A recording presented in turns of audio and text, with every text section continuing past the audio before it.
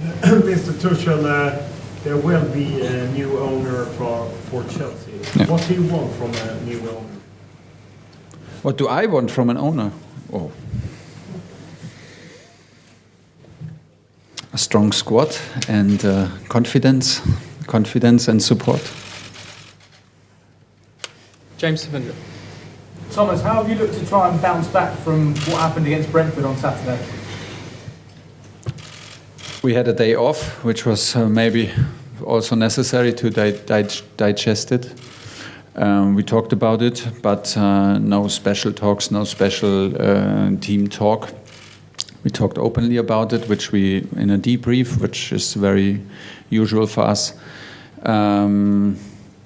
We set the new targets. This is what you do in sports, no matter if you win or lose. It was a crucial loss, of course, and when we absolutely did not like what happened. It was very untypical for us. So we consider this also as the exception of the rule. We were open to ourselves and allowed ourselves still on Monday to focus on the match tomorrow, because it's what's needed. Gary Cottrell. No, Carlo, it seems, certainly not today, potentially not tomorrow as well, because of the COVID situation. Similar happened to you in the World Cup final. You made it in the end. Yeah. How does that affect a squad in preparation for a game like this? It does, but in nowadays you are in charge of media, of help, of virtual help. So I'm pretty sure he can do the team talks and can be in touch with, of course, players and stuff. But it's always better and much nicer to be there and to have the direct influence. This is, I think, what we as coaches love the most, to be in the middle of the group and be part of the group, and that we can constantly communicate, not only with words but also with how you feel, with a smile, with a hug. And when all this is missing, it's strange, and then something is missing. I hope he still makes it. I had the information that he will try to arrive tomorrow in the evening. I personally hope he makes it. He's a big coach, big personality, and would be nice to have him at the sideline in these kind of games. Nizar. Thomas, I want to talk about Mateo Kovacic against this former club. Yeah. He was a wonderkid youngster when he was younger. He was a backup player for Real Madrid. Chelsea signed him, and now he's become a star. Do you think he's kind of completing that journey now with Chelsea? Yes, and I think he's still completing it. He looks totally like a, what do you say, wonder kid? He looks like a wonder kid in training, in some exercises. For example, today he had an outstanding training session, and on top of it, he's a fantastic character, such a lovely person, such a nice guy, humble guy, and so interested in sport, and so happy to train, so happy to deliver for the team. It's pure pleasure. I was following his career long time, even when he was at Real Madrid. I was aware of him, I was aware of the talent, and you could see there is a next step coming, and I was sure he has what it takes to make it there. And I'm very happy that I have the chance that he's my player. He plays a lot this season. Is crucial to us, not only on the pitch but off the pitch, in the way he behaves. You can see that he is brought up as a team player, and he is he knows what it takes and what culture it needs in a dressing room and in a team, in a big club. And this is what he brings to our team. That's why we're very happy with Matteo. Matt Law. The atmosphere at Stamford Bridge was a bit flat on Saturday. Obviously, the result, even before you were losing, it felt flat. How much do you need the crowd to give you a home advantage in this competition? Yes, we absolutely need it. Yeah, we absolutely need it, and we need to be better on the pitch. We're the first to admit it, but we need the crowd to be better, supporters to be better. It was like this. We need everybody on the front foot. It's a big match. It's quarterfinals, and it's a big opponent in a big occasion. I think maybe normally we have these kind of atmospheres in evening games, in big matches, throughout this season when spectators were back in, the Champions League matches were like gave us a huge push in terms of atmosphere and terms of energy, and we need it. Is crucial in these games, and we felt it like you feel it in every away game when you play in Turin, play in Malmö, play in St. Petersburg, play in Lille. It's super hard, and it's much harder to play against the spectators as well. And we will face it next week in Madrid. So yeah, everybody needs to be on top level. We need to be the first one to set the spark, but everybody needs to arrive tomorrow ready to support. John Southall. Hi Thomas. How different a challenge are you expecting from Real Madrid from the game last season? I think it has nothing to do with last season's game. Honestly, I did not look at it in the preparation. I looked at the last matches of Real Madrid, but we did not have a look in our last year's matches. It's so that maybe answers the question. There's for us not for us anyway not a revenge, but for us it's not a point to prove again or whatever. Like we are out there to prove a point anyway, and to bounce back from Saturday's performance and to play and to play in the right way, in the way we want to play, to be physical, to be intense, to be focused, and to be in our very best, because this is what we need. We overcame Real Madrid in the last season, but like I said, it had nothing to do in the preparation. It's new coach, it's new team, and it's with spectators, and it's again good to go. Nothing. Gentleman in the red jumper. Hi, Mr. Tuchel. Álvaro Montero is in Spain. Who will be that Real Madrid player in case you will sign for your team? I mean, that key player you said, I don't like. You love these questions, no? You love these questions. Just from your colleague, I got the same question, but the other way around. He asked me, whom do you want not to play? Which is more or less the same question. Yeah. So instead of being boring and always say I will not say one particular name, I gave all the praise in your colleague's answer to your colleague. I gave all the praise to Karim Benzema, which I said, I think 2 years ago, is one of the most underrated players in world football, and maybe not anymore, which he absolutely deserves, because he plays since how many years as a number 9 for Real Madrid. That speaks for itself, and what he did in the last stage to overcome the last stage for them, how he carried responsibility.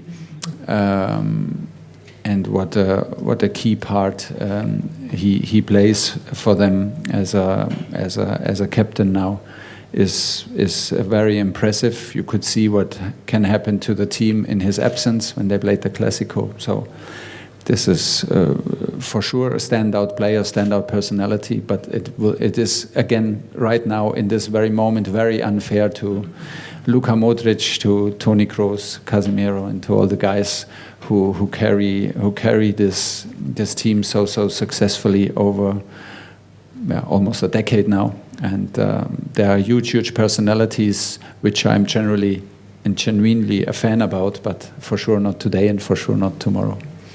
Be in sports. Hi Thomas. I wonder how you assess the current Real Madrid team compared to the one you beat in last season. And do you think Real Madrid in Europe, in terms of being the ultimate team, has faded in recent years? Well, it's hard to keep their record. I mean, they won it 3 times, this competition, and the competition is unbelievable hard to win, an unbelievable tough tournament, and they did it 3 times, and they trusted almost similar squad over a very long period of time, which was absolutely impressive and outstanding. I think it's normal that cycles like this change at some point, and this is what in terms of a winning streak and winning and reaching maybe the final, and this is what happened to them. But we should be very aware that teams with this kind of experience, this kind of flair, and this kind of quality can produce special performances and special nights and special occasions. For us, it's also a pretty special occasion to play against Real Madrid in a quarterfinal. So that's why we feel also pretty excited, and we don't lose too much sleep to think about where they are in Europe. We want to prove a point tomorrow again. We want to prove it to ourselves, and that's the target. And the occasion is special, and the opponent is special, and that's why we are very excited about it. Jacob. Thanks, Thomas. Andreas Christensen's a huge player for you in the run to the final last season, and you said obviously on Friday that you've seen the rumours about him and Barcelona. He didn't play on Saturday. Do you have any concerns about his focus at the moment? Do you have any concerns over how he might approach a game like this? No concerns. Maybe it's not. Maybe it is a bit more challenging for him than normal. Than in a moment where everything is clear, or like where you're fully committed to your club you play for at the moment, which is obvious, us and Chelsea. But maybe he cleared his future. I don't know it yet. But for me, it was very clear, even when we started, or like when I had conversations with him last season, in summer, in autumn, and through winter. The bottom line was, as long as you're my player, I expect you to be 100% committed, and I will not accept anything less, and I will not start into digging like how much is he now committed and how can he handle now, because this only leads to distraction. This is what I demand from him. That he was out on Saturday had nothing to do with him personally or the situation. It was a tactical choice to play with a back four, and was a matter of characteristic of the players. But he is our player, and we want to have the most of him. And he needs to be focused. This is his job. He needs to be determined, and this is what we expect from him. And I think we can expect it. Okay, last two, Simon Johnson and then Tom Boddy to finish. Simon. Hi Thomas. Obviously winning the Champions League last season was an extraordinary achievement. Yeah. But given everything you've been through this season, COVID, injuries, sanctions, the takeover tour, if you win it this season, would it actually be an even bigger achievement? Can you ask me again in the hopefully very end of May? This question, because before that I will not talk about the final. Absolutely not. Not before first leg in quarterfinal. Is it harder to do that? To do it again? Because I don't know. It feels terribly hard all the time, but it's what we love. I mean, it's the competition, and it is no other way than step by step. It's challenging. It's demanding, of course, also at the moment for us. But this is at the same time what we love, and what we can deal with it, because this is what we choose. This is what we love, and that's why we can deal with it. And it's nice to deal with it, and it's nice to have these kind of experiences. Now we have 2 legs against Real Madrid. This is a top experience for sure. Okay, last question, Tom Boddy. Hi Thomas. Just going back to Andreas, you said you spoke to him in the autumn. Do you think that the sort of public nature of the contract terms, did that have any inkling on the outcome and the fact that you think you might be going now? Oh, how do you mean it? I don't understand. Correct. So where you spoke to him in autumn, Yeah. and everything became quite public then about his contract situation. Well, I think those kind of comments led to the situation now in the room. my comments, or like. Yeah, and the situation with the club in general. Well, the situation of the club was pretty sure, and I think I gave you a pretty honest statement some weeks ago, where I told you that I think that he is exactly at the moment in the exactly right place, and that he should continue his journey at our club to become the defender he can be, and the real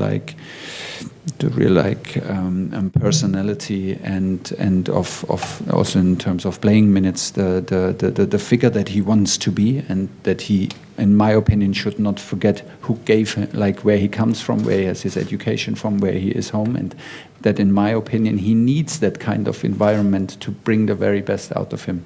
It's just my opinion. I gave this like some weeks ago, but the talks in in autumn, in summer, there are constant talks because we are in exchange with our players, of course. I hope that my talks did not make him want to leave, but I don't think so. I mean, you cannot take these things personal. If he decides to continue his career somewhere else, it's his decision. We don't need to understand it. We don't need to agree. But we will not take it personally. That's what I wanted to say before. Like, until he's our player, and I will not stop demanding everything from him. And he needs to be fully committed. This is what we expect and what we experienced, by the way. So you have to ask him about his decision and what were, like, in the end, the reasons for his decision. Okay, we'll leave it there. Thank you. See you tomorrow.